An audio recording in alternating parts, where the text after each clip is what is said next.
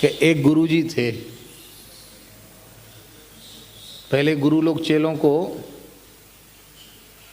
ज़्यादा रखते नहीं थे, कुछ दिन रखा सिखाए फिर भगा देते थे, जाओ भागो, धक्के खाओ, कुछ कष्ट सहो, तब साधु बनोगे, जाओ घूमो फिरो, कुछ ज्ञान प्राप्त करो। तो गुरु महाराज ने चेला को भगा दिया, बोले जाओ, कुछ दिन सेवा में रखा, बोले जाओ घूमो फिरो, 4 कुंड घूमो और नियम बता दे, ऐसे ऐसे रहना है, ये रहनी है तुम्हारी, इस तरह से रहना है, इस सावधानी से रहना, घूमो, कष्ट सहो।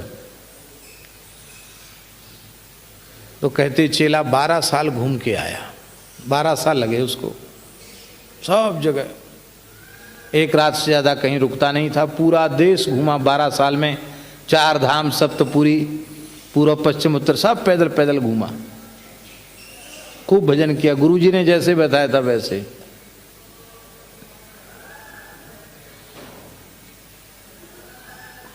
बोले घूम आए? बोले हाँ घूम आए। ज्ञान प्राप्त हो गया? कहा महाराज आपकी कृपा से। वाह बहुत अच्छा हुआ। तब तक उसी क्षेत्र का कोई आदमी मर गया और महात्मा की कुटिया के आगे से उसकी राम नाम सत्य है, गोपाल नाम सत्य है, सत्य बोलो गत्य है, ये अंतिम यात्रा जा रही थी। तो गुरु महाराज ने कहा जा, ज्ञान प्राप्त करके आया है तो पता लगाकर बता। ये आदमी स्वर्ग गया कि नरक गया?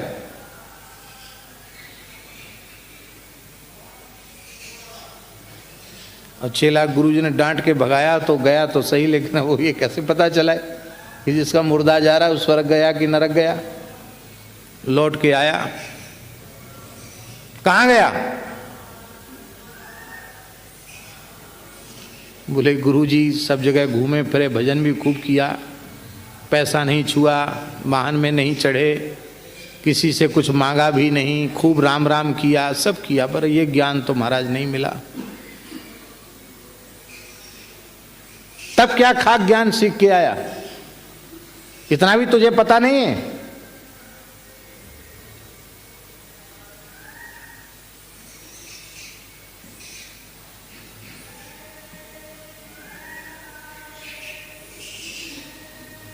पता लगा के आना, नहीं तो मुंह नहीं दिखाना अपना। गुरुजी आप ही बता, चल आप बता दो, आप बता दो। धूना का जलता हुआ लकड़ उठाया, ओ महाराज त्यागी तप, महाराज जी की सुनाई कथा है, वो त्यागी तपस्वी महात्मा धूना का मारा वारा ने डराया केवल, वो जलता हुआ लकड़ उठाया, चेला भागा, बोले कहीं कृपा ना हो जाए। तभी मुंह दिखाना है, पता के लगा के आओ कि नर स्वर्ग गया कि नरक गया।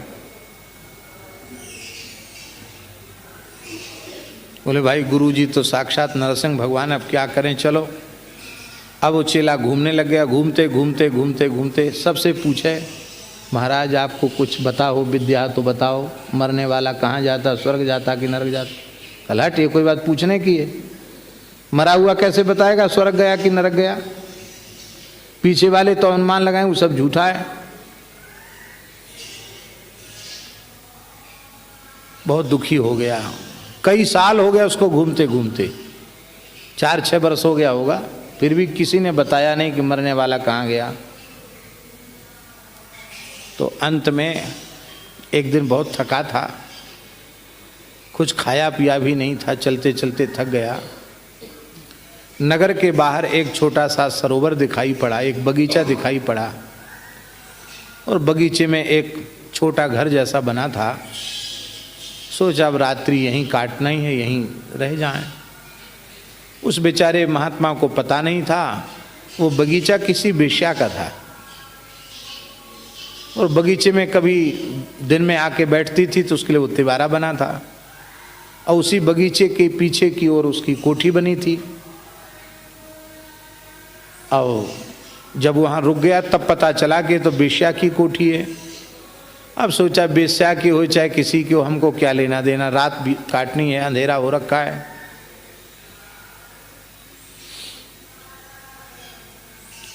एक रात काटनी है, कैसी वो रात कट जाए। तो रात भर बेचारा वहां राम राम करता रहा, पड़ा रहा। सवेरे एक मुर्दा गया वहां से, सामने से। तो बेश्या ने अपनी लड़की से कहा, ए, पता लगा क्या ये स्वर्ग गया कि नरक गया। वो महात्मा ने सुन लिया, स्वर्ग गया कि नरक गया। गया वहां, वो लड़की गई, बोली मां वो तो स्वर्ग गया है। अच्छा ठीक है, बहुत बढ़िया।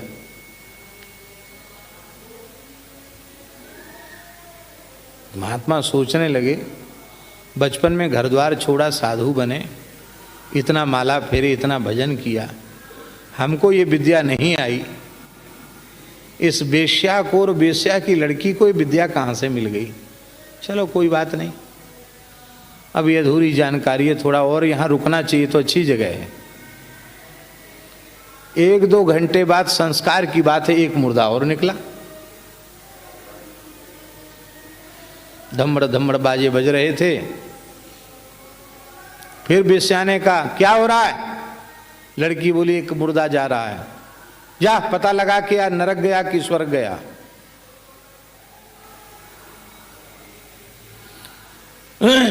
वो लौट के आई, बोली नरक गया। नरक गया, अरे राम राम, नरक गया, जाने दो। महात्मा जी ने कहा बस हमारी तो मंजिल पूरी हो गई, सच्चे गुरु मिल गए जो बतावें स्वर्ग गया कि नरक गया। तो महात्मा गए बिना किसी संकोच, महाराज जी की सुनाई हुई कथा है, बिना किसी संकोच को उस वेश्या को दंडोत प्रणाम के, लौट के, माताजी प्रणाम। अरे राम राम, आप महात्मा हो के क्या कर रहे हो इतने बड़े जटाजूट, मैं तो वेश्या हूँ, प्रणाम क्यों कर रहे। बोले महाराज मेरे गुरु महाराज बड़े नाराज हैं, कहते ये ज्ञान प्राप्त करके आओ तो मुंह दिखाना, मरने वाला स्वर्ग गया कि नरक गया। आपने अपनी लड़की से पूछा और लड़की ने कहा कि स्वर्ग गया नरक गया, तो आपने कैसे पता लगाया, आपकी लड़की ने कैसे पता लगाया। तो बेश्या हंसने लगी, बोले ये बात अब हमारी लड़की से ही पूछ लो, मैं तो सामने हुई हूँ, पर लड़की ने बताया ना कि स्वर्ग गया नरक गया, तो महाराज आप ही पूछ लो। तो उसने कहा ये बाबा जी जानना चाहते हैं कि पहले जो मुर्दा गया था वो तुमने बताया स्वर्ग गया, और 2-3 घंटे बाद जो मुर्दा गया तो कहा नरक गया, तो तुमने कैसे जाना कि पहले वाला स्वर्ग गया दूसरे वाला नरक गया। तो उस बेश्या की लड़की ने कहा सीधी सीधी बात है, पहले वाला जो जा रहा था उसके पीछे लोग रोते हुए जा रहे थे, कह रहे थे बहुत अच्छे सज्जन आदमी थे, जीवन में कभी किसी पर गुस्सा नहीं किया, कितने दयालु थे, सबके काम आने वाले थे, सदा सत्य बोलने वाले थे, और कितना उनका प्रेम था दीन दुखियों के प्रति, गरीबों के प्रति, मेरी तो ये भलाई की, मेरी तो ये भलाई की।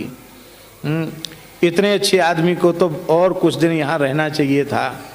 कितने सज्जन थे, कितने भक्त थे, कितने दयावान थे, कितने दीन दुखियों की सेवा करने वाले थे। तो सैकड़ों लोग उनका यशगान करके रो रहे थे। तो हमने समझ लिया, लड़की बोली बेश्या कि हमने समझ लिया कि जिसकी यहाँ जरूरत लोग अनुभव कर रहे हैं उसकी वहाँ भी जरूरत है। जिसकी यहाँ लोग जरूरत अनुभव कर रहे हैं ना कि और दिन कुछ दिन रह जाता, जीवित रह जाता, तो यहाँ उसकी आवश्यकता का अनुभव हो रहा है। इसका मतलब है उसकी आवश्यकता का अनुभव वहाँ भी हो रहा है, भगवान के धाम में भी, कि हमारे यहाँ करके ही रहे। और दूसरा बोले लोग जा तो रहे थे पीछे से, लेकिन काना फूसी करके ही कह रहे थे बहुत अच्छा हुआ मर गया। अरे राम राम, साहब को परेशान करता था, नाको दम किए था, हमारे साथ ऐसा किया, जा क्यों रहे रे। बोले भाई नाते रिश्तेदारी है, जाना तो पड़ेगा मुंह दिखाने के लिए। अच्छा हुआ मर गया। कंटक था पूरे नगर का, पूरे क्षेत्र का, कांटा था कांटा। तो जिसकी यहाँ भी जरूरत नहीं उसकी वहाँ भी आवश्यकता नहीं, तो वो स्वर्ग में तो गई नहीं, वहाँ जरूरत नहीं। तो यहाँ से चला गया तो कहाँ गया? तो नरक गया, क्योंकि यहाँ बुरे काम किए थे। 4 वेद 6 शास्त्र में बात लिखी है दोए, दुख दीने दुख होत है, सुख दीने सुख होए। यहाँ सबको पीड़ा पहुँचाई तो वहाँ भी पीड़ा में ही गया, नरक में गया। यहाँ सबको सुख पहुँचाया तो वहाँ भी सुख में ही गया, सुख निधान भगवान की गोद में गया।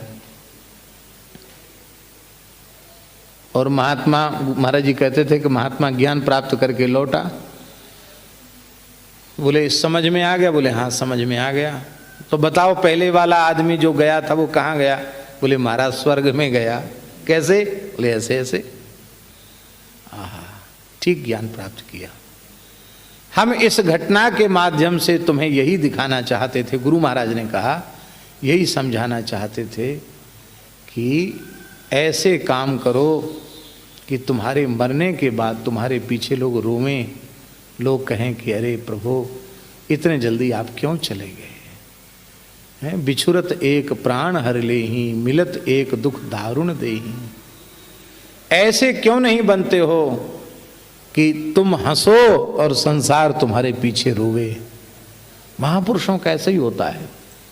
जब तक महापुरुष होते हैं कोई हम लोग पता नहीं लगा पाते हैं, वे चले जाते हैं तो हमें केवल रोना ही हमारे हाथ लगता है, कुछ हाथ नहीं लगता है।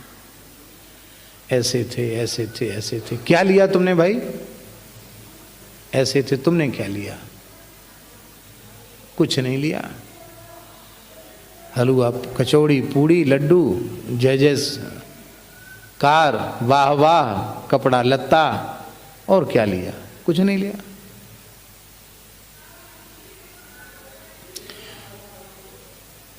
पैदा होने में हम परतंत्र थे, लेकिन मरने में हम परतंत्र नहीं हैं। हम अपना परम कल्याण का साधन कर सकते हैं, ये स्वतंत्रता भगवान ने हमको दी है।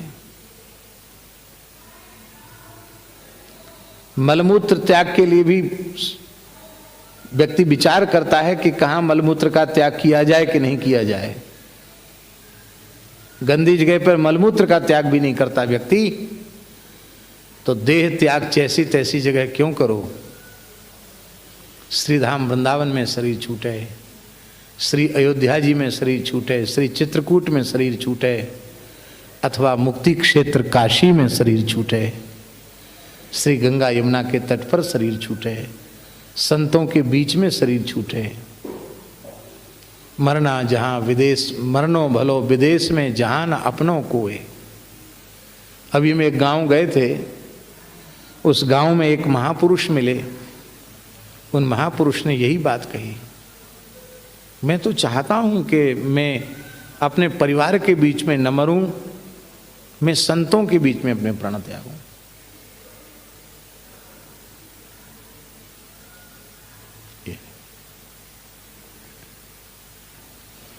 फिर भी घर में कुत्ते की मौत मर गए, इससे भारी दुर्भाग्य और क्या होगा।